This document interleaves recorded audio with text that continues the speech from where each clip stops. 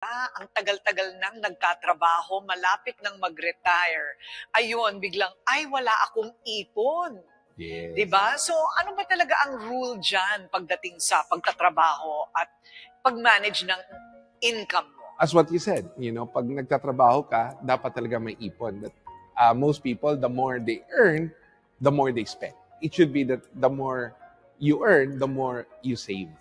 Okay. And the saving, as much as possible as what we said, of course, we're not here without the Lord. So you save 10% for the Lord, and then 20% you pay yourself because ikaw nagtatrabaho. And 70% technically is the one that you should only budget for your expense. The problem is a lot of people sometimes, they understand savings, but they don't know exactly how much to save. What is the right way to save? So there's a lot of different ways to save. Actually, getting your healthcare is saving. A lot of people think that if they have healthcare, it's an expense. For me, it's still part of savings. Buying your life insurance, saving. Yes. Oo. And then, of course, mutual fund, some investments also is a part of your savings. So that will be what we call your portfolio. At kung meron ka ng saving, paano mapapalaki yung savings na yun? Even in the healthcare side, if you have the right healthcare, the healthcare also has savings and investment within it. With the life insurance, you also have healthcare and savings. But as a rule, the formula of creating wealth to let it grow is that you have to have good rate of return. Dapat may rate of return higher than inflation. Okay, so you have to know what's the inflation. And take note, time is money. Sabi nga, you should save sooner for your future to be better. The more you put time, the better is your rate of return. Time will be on your side. So a lot of people's biggest mistake is that when they start to invest, they start to invest when they're already old, not when they're young. So the younger you are, the little investment you need, the more it will grow. But if you already invest when you're already old, you have to invest a much higher amount because you have very little time to let your money grow. Time is on your side. Time is on your side. If you have very little time, then time is against you. And we tell a lot of young ones right now that they have to understand about time. Hindi lang timing, but time is more important than timing in investment. Alam nyo naman ang Pilipino, simple lang mag-isip. Yes. Double your money kaagad ang gusto, di ba? Yes. So, paano natin malalaman kung kailan magdodoble ang ating pera? Very important question. Dapat mo talagang malaman.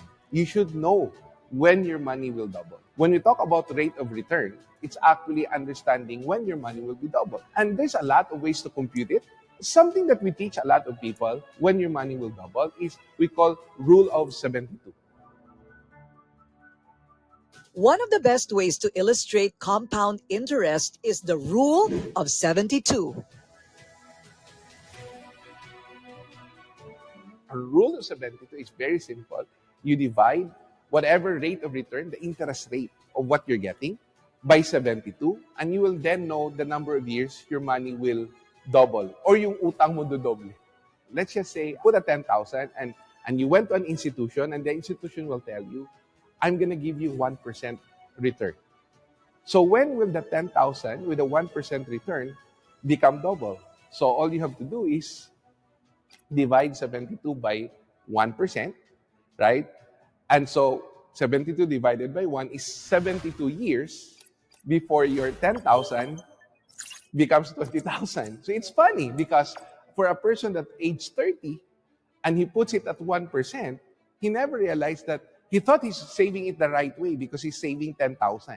But the 10,000 will double in 72 years. So how old will he be? At age 30, he will be 102 years old before the 10,000 becomes 20,000. It doesn't make sense.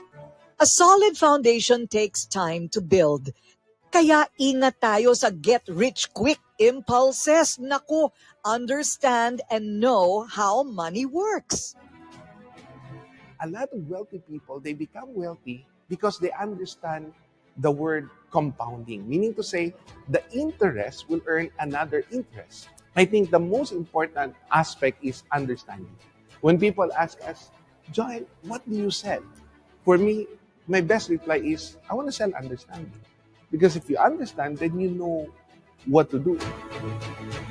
Kaya kung tayo ay papipiliin, saan ba natin ilalagay ang perang pinaghihirapan natin? Sa perang nakaparada, natutulog at hindi kumikita? O sa perang nagtatrabaho, lumalago at magbibigay sa atin ng pag-asa?